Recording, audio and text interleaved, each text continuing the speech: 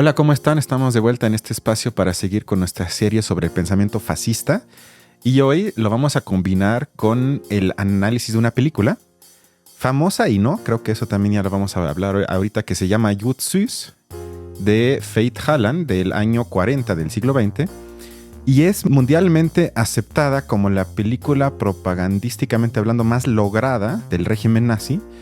Pero aún así, a menos que ustedes me corrijan, es poco, ya dejen vista, pero poco analizada con los métodos que usamos en este espacio. Por lo tanto, nos dimos la tarea de verla y traemos algunas ideas sobre esta cinta. Y antes de comenzar, Balam les va a explicar más o menos de qué trata, porque ya desde ahí comienza un poco la intención de los nazis de ese entonces.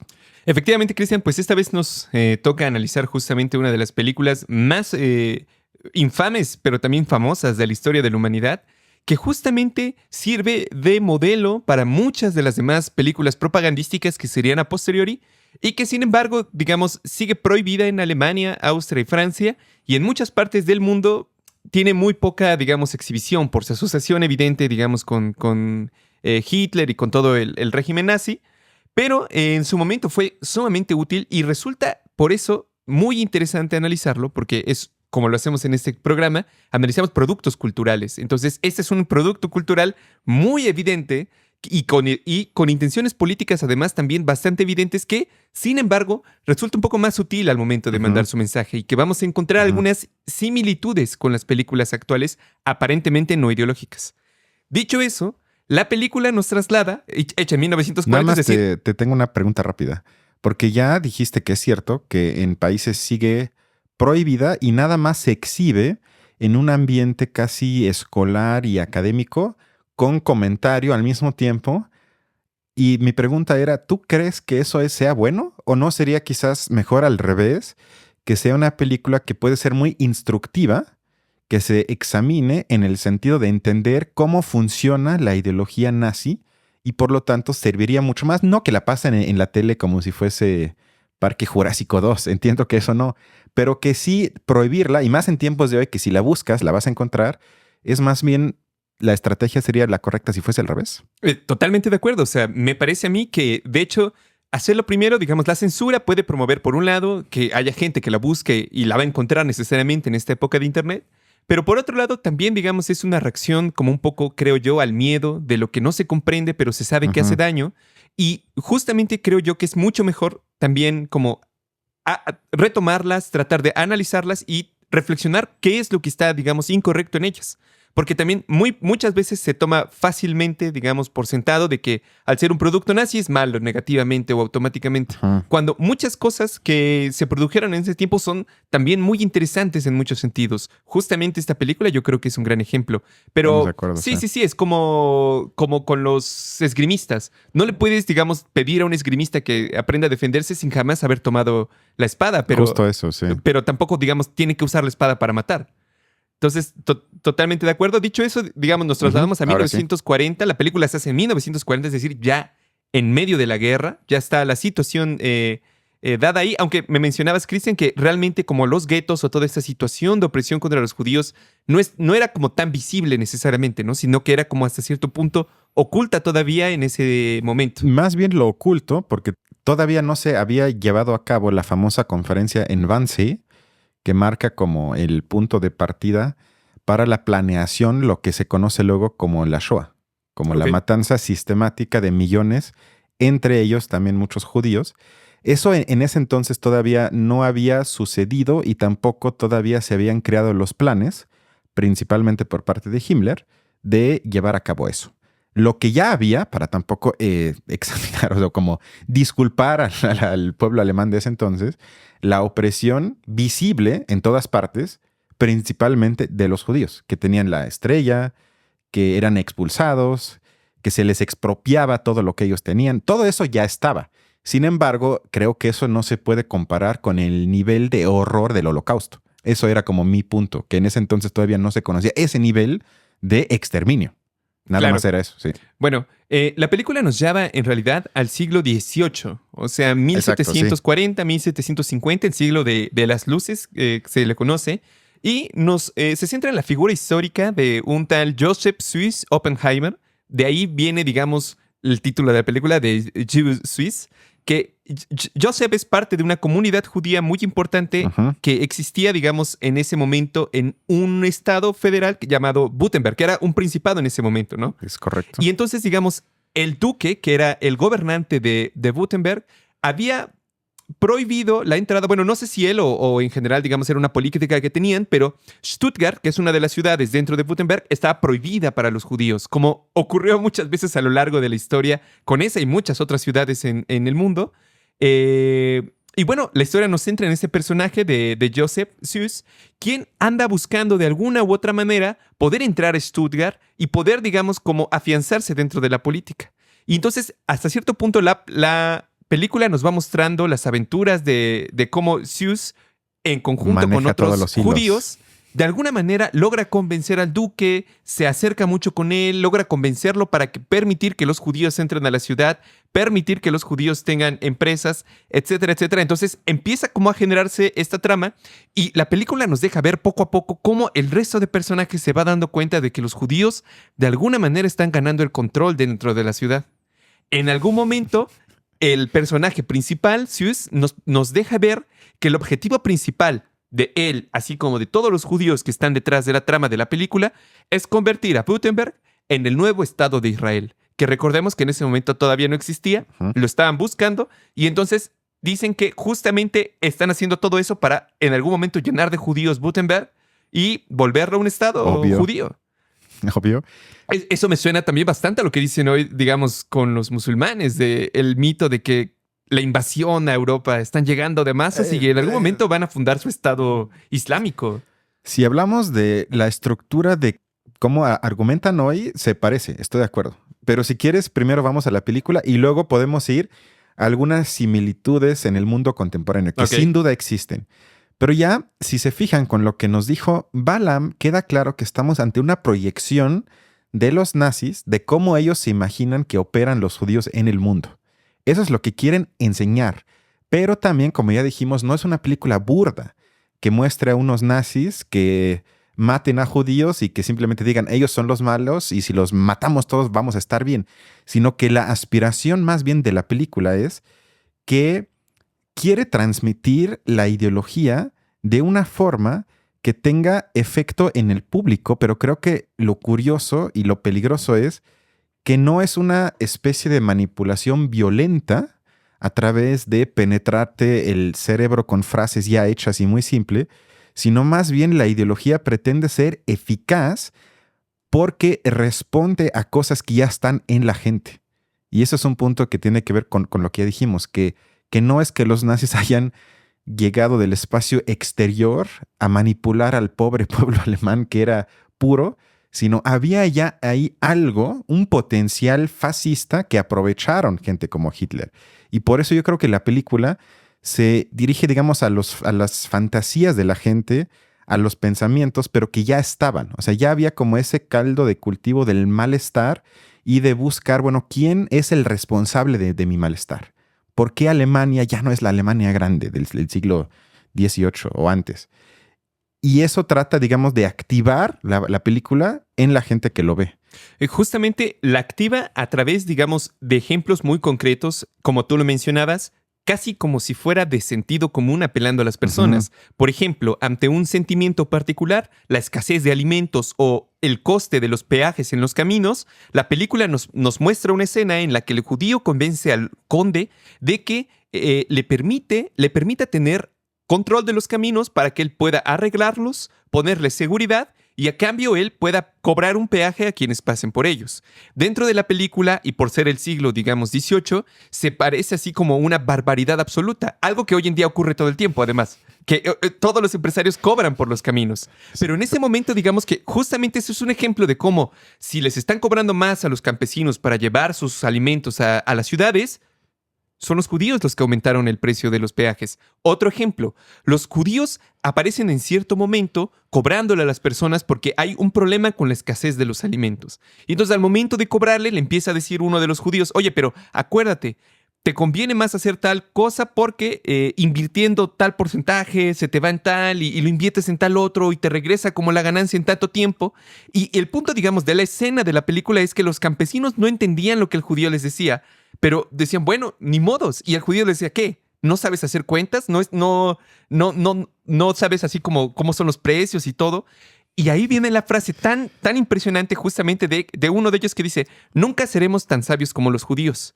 Y otro alemán le responde, los judíos no son sabios, solo son astutos. Eso es muy interesante porque reconocen una superioridad, digamos, en términos del intelecto, pero no necesariamente, digamos, astucia no es igual que inteligencia tampoco, ¿no? O sea, la astucia es alguien que se quiere aprovechar, que tiene una mala intención moral detrás, y la sabiduría, la inteligencia es más bien como lo opuesto, ¿no? Si me permites una comparación burda para que pueda yo, digamos, revisar que te comprendí bien, sería lo que algunos dijeron sobre Peña Nieto, que era astuto por haber llegado a la posición que llegó, la presidencia de México, se movió bien dentro del PRI, aprovechó sus 6 años en el Estado de México, etcétera, pero nadie nunca lo vincularía con inteligencia o una persona sabia. Quizás eso más o menos es lo que querías expresar, ¿no? ¿O no? Puede ser también, aunque digamos, también lo relaciono un poco con otras lecturas que se hacen, por ejemplo, de ciertas raíces del fascismo en el pensamiento, por ejemplo, nietzscheano, que a su vez, digamos, bueno, ahí es todo un dilema, porque en realidad a Nietzsche una muy buena parte le escribieron las cosas su hermana, y es todo un rollo, ¿no? Pero, digamos, en ciertos escritos de Nietzsche se deja ver cómo lo que caracteriza al guerrero ario no es necesariamente, digamos, la inteligencia, sino más bien la fuerza, la valentía, la capacidad, digamos, de ser un héroe, por así decirlo. Entonces, detrás de todos estos esfuerzos nazis, me parece que en el fondo también hay como un intento de volver a moralizar la sociedad. Una sociedad desmoralizada por el mercado, por los judíos, por todas estas dinámicas de mercado que en un momento más veremos. También Marx vio una cosa similar en ellos, pero ahorita lo analizaremos. Ahorita vamos a eso, porque como ya dije, o sea, eso que acabas de explicar tiene que ver con lo que dije. O sea, se trata ya desde el inicio activar ciertos impulsos en la gente que ve la película y además con eso poder desarrollar emociones y luego manejarlos para el interés político que quiere o que pretende la película, que es el interés nazi. Y creo que esa es la parte que atraviesa toda la cinta. Estamos entonces, como dices, ante el personaje principal que es Yud Süß y que también, no sé si te pareció igual, desde un inicio tratan de hacer una dicotomía entre la sociedad burguesa y virtuosa y la decadencia de la aristocracia, que es lujuriosa, decadente, que piensa nada más en cómo hacer más lana, etc.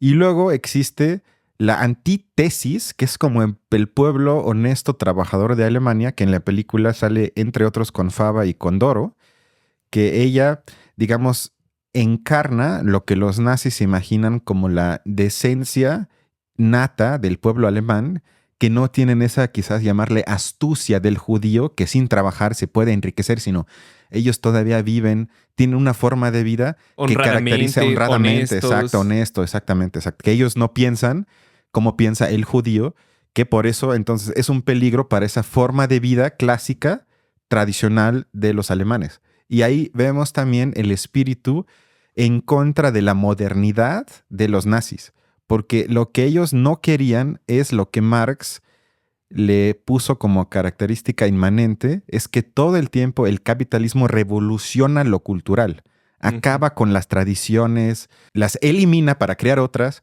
pero digamos no es algo estático que se pueda mantener y yo diría que es algo bueno, pero los nazis lo verían como una amenaza y por ende quieren extirpar lo que ellos llaman el virus que mete eso, que en este caso es el judío. Justamente, digamos, estoy totalmente de acuerdo, digamos, como virus que a veces implanta detrás. Yo creo que los análisis que tratan de verlo como una especie de chivo expiatorio tienen mucho sentido, o sea, en el fondo yo creo que sí, pero justamente porque llegan a un nivel como muy emocional, como muy visceral, este odio o ese rechazo que generan. Hay un momento en la película en la que el conde, convencido por el personaje de Süß el judío, permite, digamos, abrir las puertas a los judíos de la ciudad de Stuttgart y empieza a llenarse, ¿no? Entonces llegan los ciudadanos de bien del país que representan hasta cierto punto a los comerciantes, pero también una cierta parte de la aristocracia, yo creo. Y justamente llegan a reclamarle al conde de por qué dejó entrar a los judíos.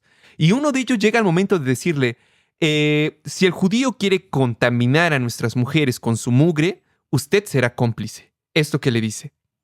Me parece que en esta frase se puede encontrar, si se analiza, digamos, muchas cosas, porque en primer lugar, es posible identificar un contraste, como tú lo mencionabas, entre, por un lado, los judíos que se relacionan con la contaminación y la mugre, y por otro lado, con las mujeres alemanas que también yo creo que ahí hay una cierta, digamos, deseo patriarcal de poseerlas como son su propiedad. No pueden ser ultimadas, no pueden ser robadas, no pueden ser pertenecidas o tocadas, justamente por esta representación digamos, de la mugre, de la sociedad que son los judíos.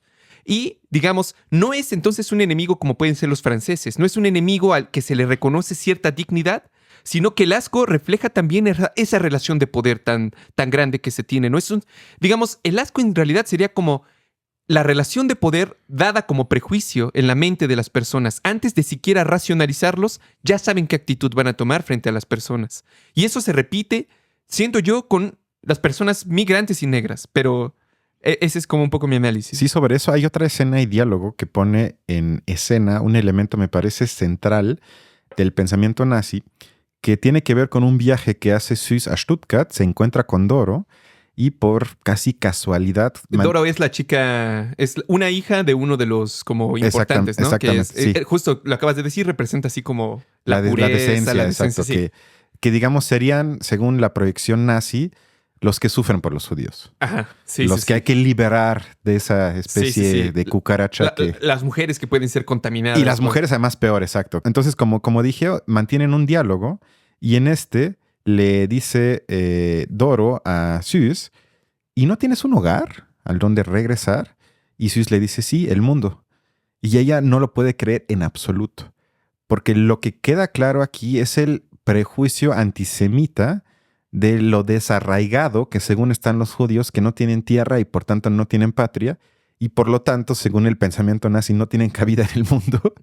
Y ahí también otra vez vemos esa raíz anti-ilustración, anti-modernidad que parte precisamente de lo contrario, que tú no eres un árbol que no tiene raíces y que además tiene que ver con algo que luego describe Simmel en su filosofía sobre el dinero, que tiene que ver con que el hecho de que se haya inventado el dinero como medio moderno de intercambio permite que podamos vender nuestra fuerza de trabajo en donde sea que haya dinero. De nueva cuenta, eso no elimina la explotación, que sin duda hay, pero por lo menos tú ya no estás obligado a quedarte en el lugar en el que naces, sino puedes vender tu fuerza de trabajo hoy en día hasta en el continente que tú quieras. Y eso para mí es un gran avance, que ya no estés arraigado, condenado a quedarte en el maldito pueblo, porque nada más porque naces ahí y nadie escoge dónde nacer. Y creo que ese avance modernista también lo proyectan hacia lo judío y lo ven como algo absolutamente bestial, que uno no tenga un hogar, sino Süß le dice, es que mi hogar es el mundo. Sí, totalmente. De hecho, digamos, no solamente refleja este desarraigo de la patria y de la nación, que como tú dices, en el fondo hay una tendencia profunda en el capitalismo para eliminar incluso esas barreras culturales. En el fondo las pretende eliminar, pero también es justamente el judío como la representación, como lo habías mencionado ya previamente, de ciertos excesos del capitalismo. No todo el exceso, pero sí ciertos excesos particulares.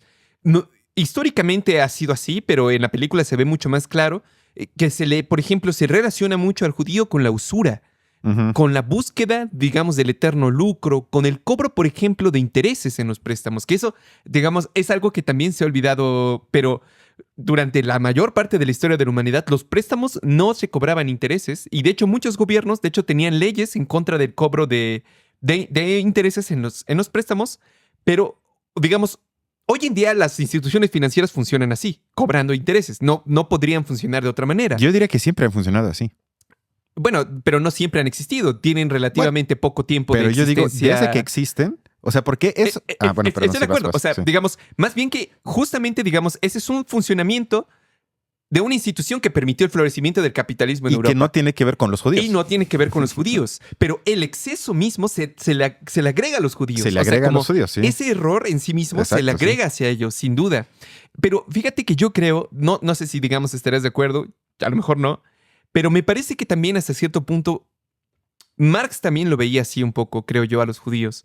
O sea, como que ese reclamo hacia la usura, hacia la búsqueda del lucro absoluto, era que Marx identificaba justamente como el reflejo de la serie de valores de los judíos, y es un enfoque además individualista. Él, en la cuestión judía, trata de pensar en una perspectiva universal. O sea, él no piensa, digamos, en la particularidad de las religiones.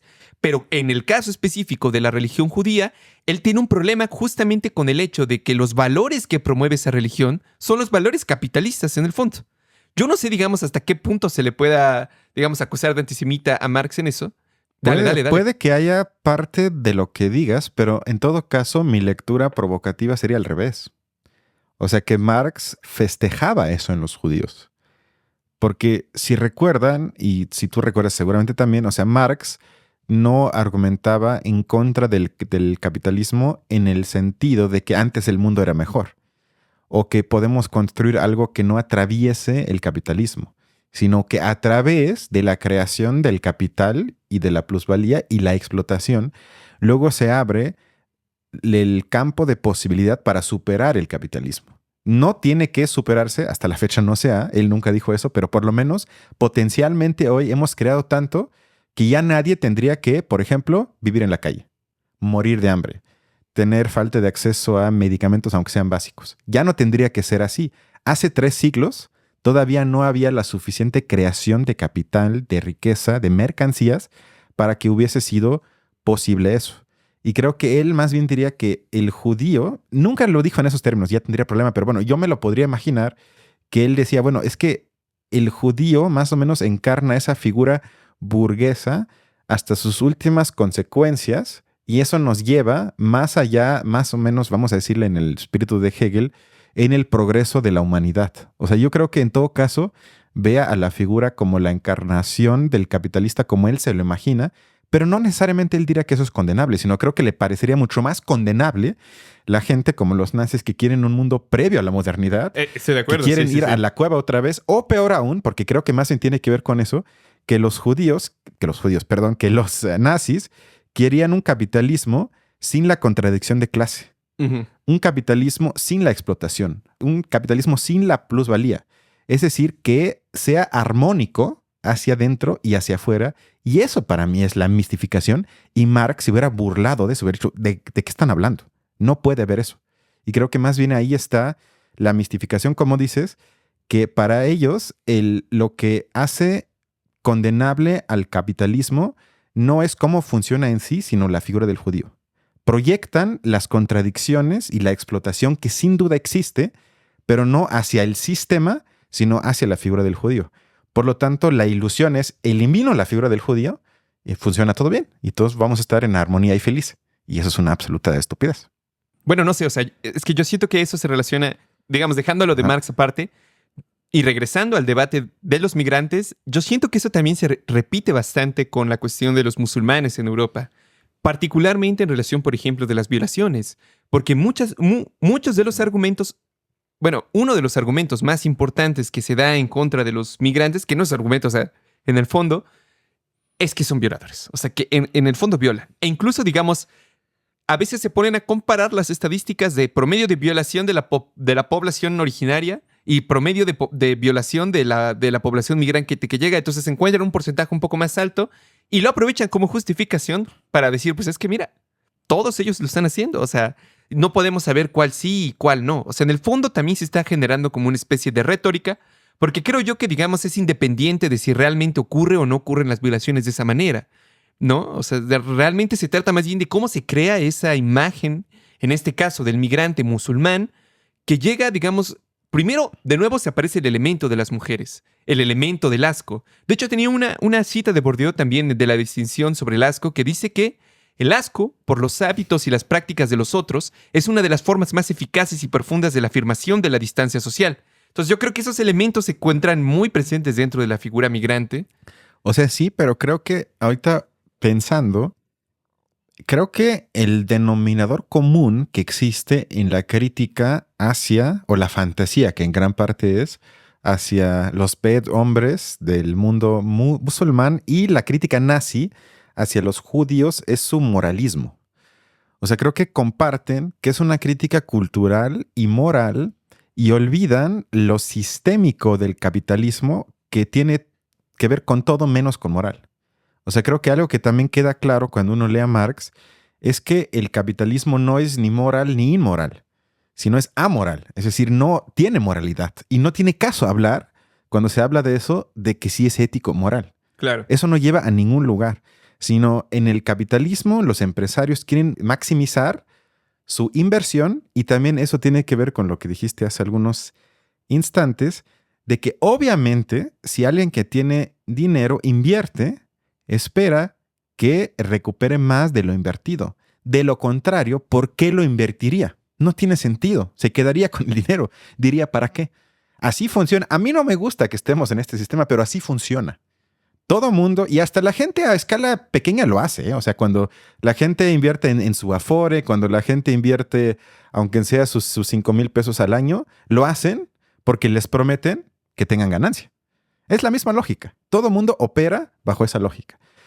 Condenable, pero no porque sea por parte de los judíos o que sea algo que tenga que ver con los judíos, sino así funciona el sistema del capitalismo. Por lo tanto, criticarlo moralmente, para mí, en ese punto reside como el límite de ese tipo de críticas. Que como es moral, llegas a un punto en el que es inexplicable ese nivel y lo único que te queda es que busques personificar tu crítica. Y bueno, para los nazis eran los judíos, para los de hoy son los musulmanes, para Trump son los mexicanos. Ya, porque ya no te queda de otra, llegas a un límite. Y creo que la única forma de escapar de eso es no caer en la personalización, por más difícil que eso sea, porque yo entiendo que eso hace difícil el ejercicio de crítica, porque ¿cómo simbolizas esa crítica? ¿Cómo la conviertes en algo menos abstracto? Y podemos irnos a la crisis que hay de 2008, la financiera. Bueno, ¿quién es el que tuvo la culpa?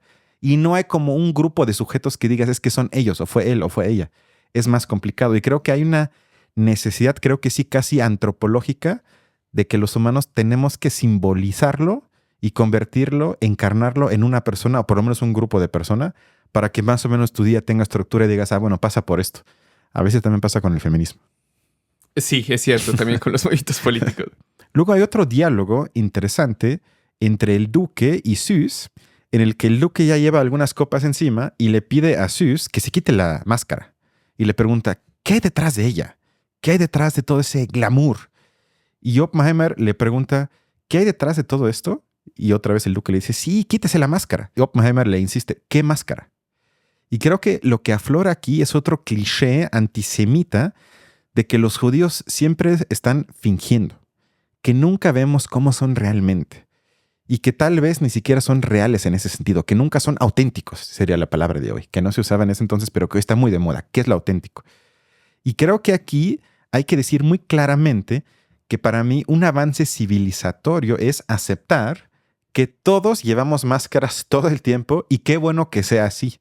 Esto quiere decir, como dice Goffman, que tú cuando eres alumno pues llevas la máscara de alumno, que quiere decir que no te comportas igual en el salón de clases que con tu mamá y no te comportas igual con tu mamá que con tu pareja y Balaam no se comporta igual aquí que con su pareja y así podemos irnos. Es decir, llevamos máscaras y eso permite la convivencia en civilización, en sociedad. De lo contrario no se podría. Y de nueva cuenta ahí vemos ese impulso en contra de ese avance civilizatorio y ese anhelo romántico, como lo hablamos también la última vez, de que quiero otra vez lo auténtico, lo real, cuando eso ni siquiera existe. Totalmente. De hecho, si cambiamos, digamos, también la vista hacia los aristócratas alemanes y todo lo que tenían, en una muy buena medida también toda la parafernalia que le hacen al duque en sí mismo podría caer en la misma categoría de lo que hace el judío. Uh-huh. De hecho, no hemos justamente como que poco se ha tematizado también, pero el hecho mismo de ubicar la película en el siglo XVIII, justamente antes de la llegada de la democracia o de repúblicas a todo ese lado. O sea, de alguna manera también cuando eligieron esa época, cuando eligieron a los personajes que eran y las ciudades que habían detrás, se esconde también, siento yo, como un sentimiento similar al que creo que se encuentra detrás de las películas infantiles que se hacen en reinos o o en imperios, ¿no? Ya sea en el espacio, o en la tierra, o en miniatura, o en este caso en el siglo XVIII en Alemania, pero de nuevo es una sociedad completamente jerarquizada, es decir, le presentaron al público alemán en ese momento, 1940, en plenas, digamos, ya siglo XX, con muchas democracias existiendo y todo lo demás, le presentaron una sociedad del siglo XVIII jerarquizada, armonizada, digamos, de acuerdo a los ideales que eran, y justamente llega el judío a romper esa armonía, llega a romper con toda ese pasado idealizado, por así decirlo. Y justamente yo creo que muchos de los pensamientos de derecha recaen, como ya lo hemos mencionado previamente, en una reificación, en crear una fantasía de ese pasado.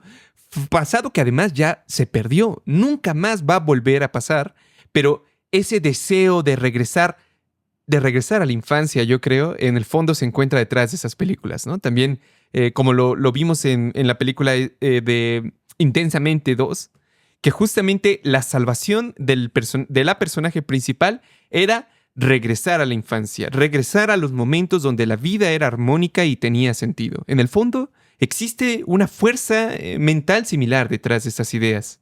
Tocaste algo muy importante que tiene que ver con el anhelo jerárquico del pensamiento nazi, porque ni siquiera proponen discursivamente lo que sí había todavía en ese entonces, en la época de Lenin y de Trotsky en Rusia, de acabar con cualquier tipo de jerarquías.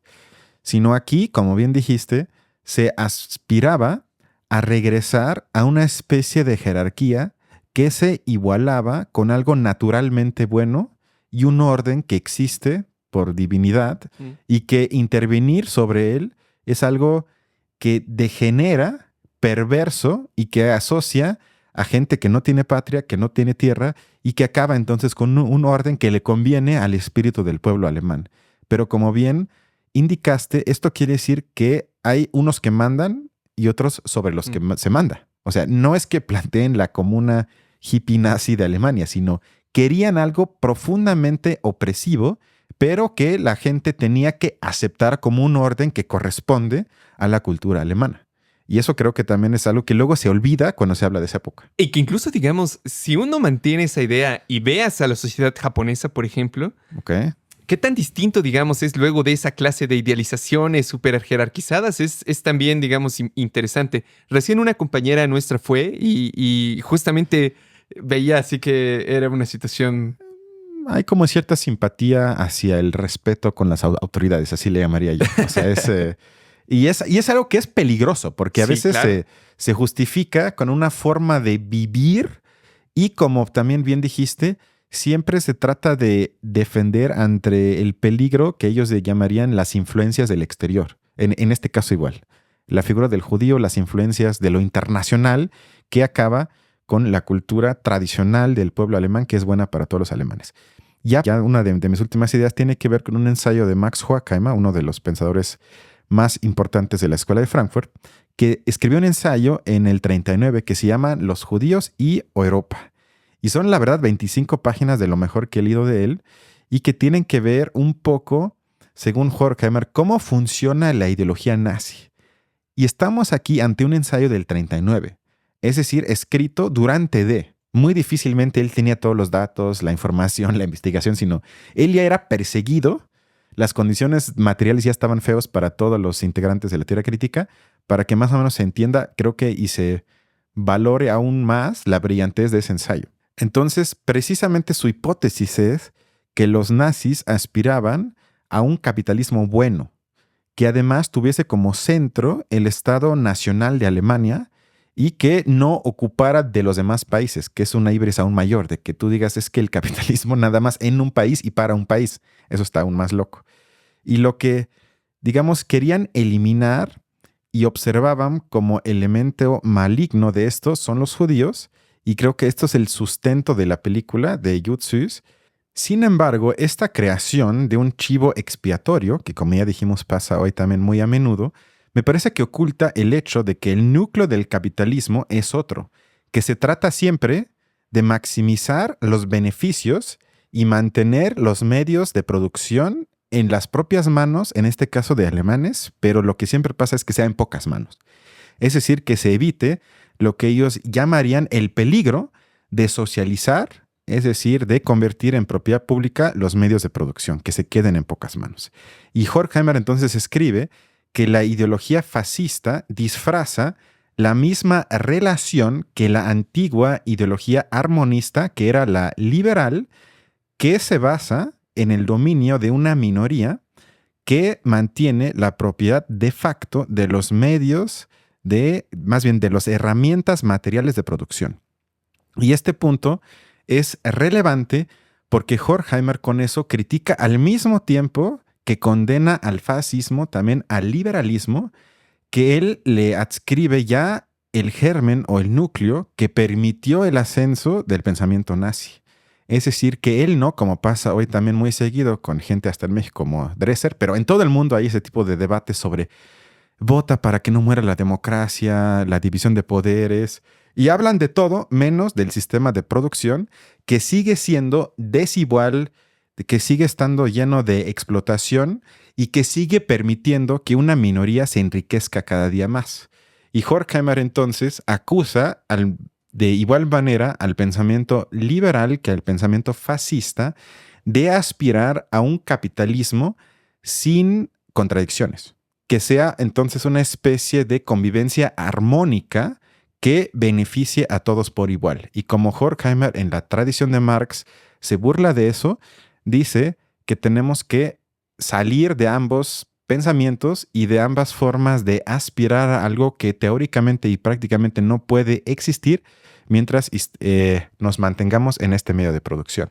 Y eso, digamos, es uno de los puntos más fuertes de este ensayo. Tengo otro punto, pero creo que quieres decir Sin duda, yo creo que con esto acabo, pero digamos, me gustaría hablar justamente, ya lo mencionamos un poco, pero de las utopías que se generan, ¿no? Hasta cierto punto. Esta imagen de un pasado idílico permite o justifica ciertas acciones sobre la gente, digamos, en el presente, sobre ciertos grupos sociales. Y por un lado, digamos, está la utopía, digamos, en este caso de la armonía capitalista, en el que más bien como que la etnia tiene prevalencia, ¿no? La cuestión nacional tiene prevalencia, entonces los capitalistas van a ser honrados y honestos y van a respetar a los nacionales de su misma calidad, ¿no? Como si Slim respetara a los mexicanos que están en la Sierra Norte de Puebla. A huevo. Pero bueno, también yo creo que existe una utopía similar en el socialismo o entre ciertos grupos de izquierda, que tiene que ver con la planeación perfecta y una sociedad, digamos, como libre de clases aparentemente, que también se ocupa, yo siento que a veces de como justificación para, por un lado, algo que ocurre mucho en las izquierdas, expulsar a los grupos de izquierdas con los que no estás de acuerdo. Sí. Pero por otro lado, también derivar en una cuestión autoritaria. Es decir, si tu proyecto vale más que todas las, digamos que los proyectos particulares de tus individuos, si la lucha contra el capitalismo vale todo lo demás, bueno, entonces te puedes convertir en un dictador efectivamente porque el proyecto no puede morir, ¿no? Que yo siento que es lo que le pasó hasta cierto punto a Nicaragua y Venezuela. Que justamente, digamos, por pensar que su proyecto y su utopía valía mucho más la pena, no se dieron cuenta que quizás, digamos, o lo supieron y así lo hicieron, dadas las condiciones en este momento, iban a terminar así y más bien terminaron enquistándose, como negándose a ser eliminados, aunque evidentemente ya no cumplían. Y una tercera forma de utopía que yo siento que, sin embargo, es más peligrosa que las dos anteriores, que es, digamos, la utopía de la competencia perfecta, la sociedad de los genios o de quienes, digamos, de la meritocracia, por así decirlo. Que también es otra forma de pensar a la sociedad de una manera armónica, sin contradicciones, que es justamente el hecho de pensar que las personas tienen lo que merecen de acuerdo a su trabajo, ¿no? Y que hay personas que nacen siendo por naturaleza sería también una forma mejores. De jerarquía. Exactamente, claro. Es que en el fondo hacia allá dirigen. O sea, hay una forma de pensamiento fascista detrás de eso. O sea, el hecho de pensar que hay gente como, no sé, Elon Musk o Albert Einstein, que desde que eran pequeños nacieron siendo genios, digamos, es justamente como simbolizar esto que decías, ¿no? De las personas necesitamos representar físicamente esa clase de cosas en las personas, pero yo quería traer una cita de Durkheim un poco contra esa visión bastante parcial, que justamente más bien es esto que vemos de la meritocracia, de darle como mucho peso al individuo, es también un desarrollo del capitalismo y es, digamos, algo que es casi que inevitable. El gradual desvanecimiento de las normas tradicionales otorga también mayor independencia al individuo frente al colectivo. La autoridad de la conciencia colectiva está conformada mayoritariamente a merced de una autoridad tradicional que también en muchas ocasiones se relaciona con los valores transmitidos por las personas mayores. Pero en las ciudades, justamente que nacen y crecen a través de las dinámicas capitalistas, los individuos que llegan son individuos en realidad migrantes. No están tan expuestos a los valores tradicionales ni aseguran una transmisión con los adultos mayores. Por ende, hay un debilitamiento natural de los individuos. En las sociedades, digamos, más bien en las ciudades donde viven en departamentos y todo lo demás, es muy difícil que esa clase de relaciones se entablen. Pero justamente yo creo que como aparece esa ausencia de valores o aparece esa ausencia de relación como comunitaria detrás, justamente esos otros como mensajes ideológicos que te invitan a pertenecer a una comunidad nacional mucho más grande, tienen tanto arraigo porque se aprovechan de esa clase de fenómenos. Pero no sé, o sea, no es que alguien decida de repente volver a los individuos así, es que es parte, digamos, del capitalismo, es como una consecuencia inevitable de su desarrollo. Sí. Otro punto del ensayo de Horkheimer, que es casi una profecía, porque Horkheimer, otra vez insisto, 39, se puso a pensar cómo podría existir un capitalismo sin su elemento liberal. Que creo que hoy estamos mucho más cerca de eso que todavía en la fase de Horkheimer, porque los sistemas, entre comillas, más exitosos ya no ocupan de esa libertad democrática liberal como quizás, por lo menos durante el siglo XX, el imperio de Estados Unidos. Sobre todo dentro había más o menos así como una participación y ciertas libertades que si lo ves históricamente sí eran algo extraordinario. Y lo que entonces describe Horkheimer y dice que las clases altas en los países fascistas, y se refiere en este caso a la de Italia y la de Alemania, se vuelven a lo que él llamó sus ideas básicas, sus preceptos básicos. Quiere decir esto que hubo una fase de liberalismo con cierta libertad, incluso para los judíos, pero que ahora se está regresando, es decir, que hay una especie de regresión aboliendo este liberalismo y creando un capitalismo sin tal liberalismo. Y este fin de la época liberal, o sea, Horkheimer, lo describía especialmente peligroso para los judíos, porque dice que los judíos pudieron acceder a cierto reconocimiento social dentro de esta fase. Sin embargo, Horkheimer dice que en los años del 33 del siglo XX para adelante, ya no es apropiado esto porque el fascismo ya había tomado este sistema, pero que no trata de acabar con el modo de producción, sino trata de moldearlo de tal forma que permita el funcionamiento fascista. Y Horkheimer al final del ensayo dice que le parece casi inevitable que tenga que crearse la figura del chivo expiatorio para mantener el funcionamiento hacia adentro de esto, porque él dice, ¿cómo van a justificar los nazis la mantenida explotación y la desigualdad que van a seguir teniendo porque siguen estando en el mismo modo de producción?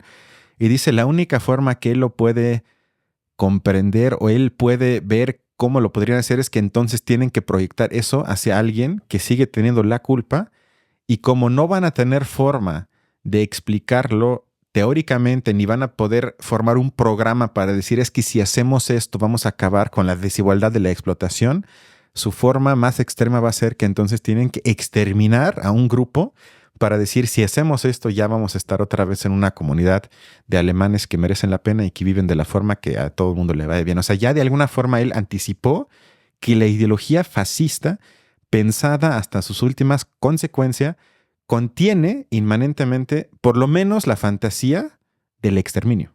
En este caso fueron los judíos, pero también puede ser otro grupo. Pero no porque la gente esté necesariamente de manera nata en contra de un grupo poblacional, sino dice la estructura de pensar el funcionamiento de la sociedad es la que te abre esa puerta. O sea, que no es algo que tiene que ver nada más con los judíos, sino que tiene que ver esa forma de pensar abre la puerta de que como ya no tienes de otra, pues vamos a eliminar este grupo porque al parecer esta es la única salida.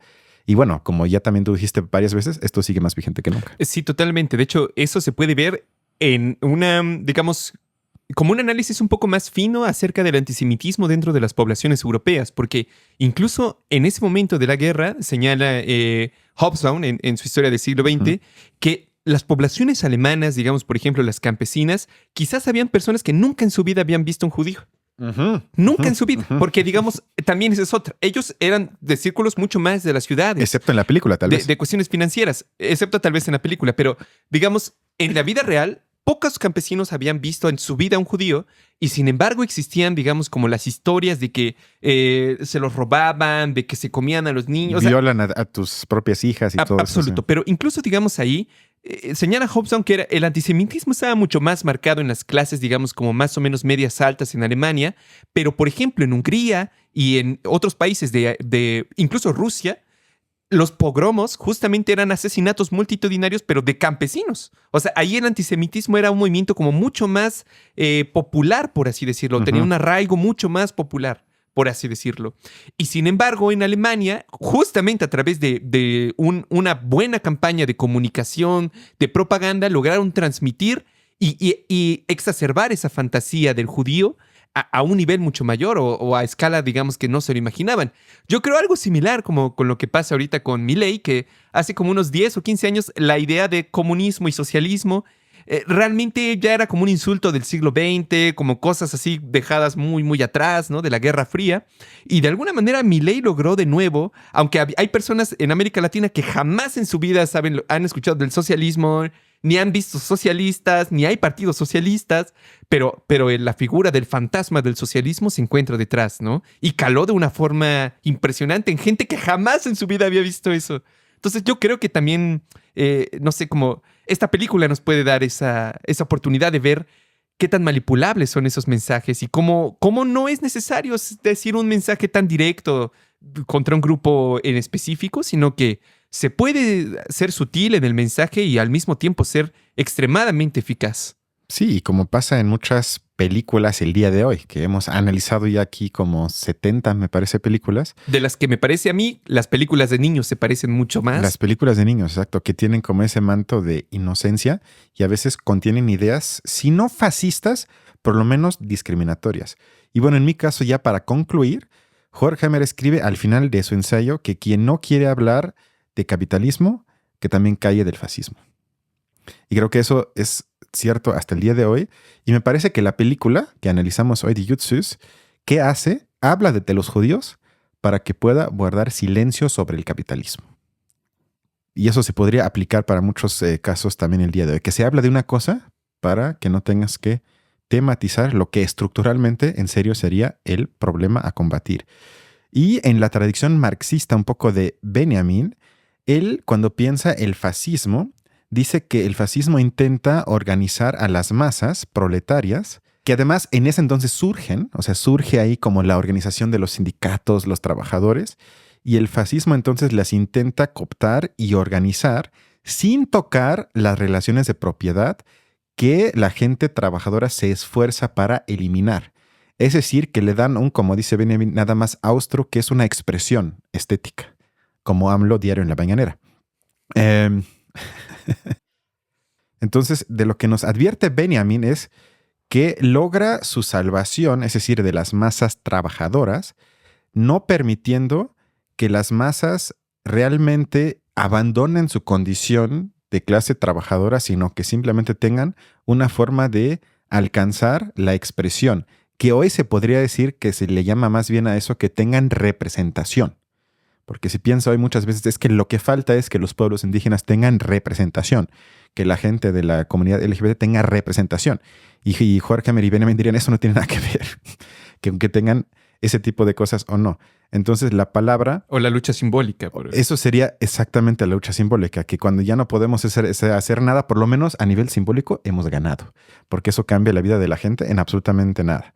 Para Benjamin entonces, la palabra decisiva es la expresión, que el fascismo engaña con darle espacios de expresión al obrero, en este caso de Alemania, en vez de tratar de cambiar las condiciones estructurales que lo mantienen en su posición de obrero. O sea, creo que el mensaje sería, tenemos que primero no hablar, no personificar la crítica estructural para no hablar de que son los judíos, los migrantes, los musulmanes o el que sea, el grupo que sea, y al mismo tiempo también olvidarnos de expresiones o supuestas victorias simbólicas, sino de tratar de cambiar la vida material de la gente, que lo note en su vida cotidiana, y creo que eso sería por lo menos una especie de inmunización en contra del fascismo. Tampoco sería la salvación, pero creo que eso evitaría que la gente vote por partidos con potencial fascista. Eso, y no temerle a la revisión de la historia, no temer, digamos, como a la revisión de los documentos, a la crítica, a la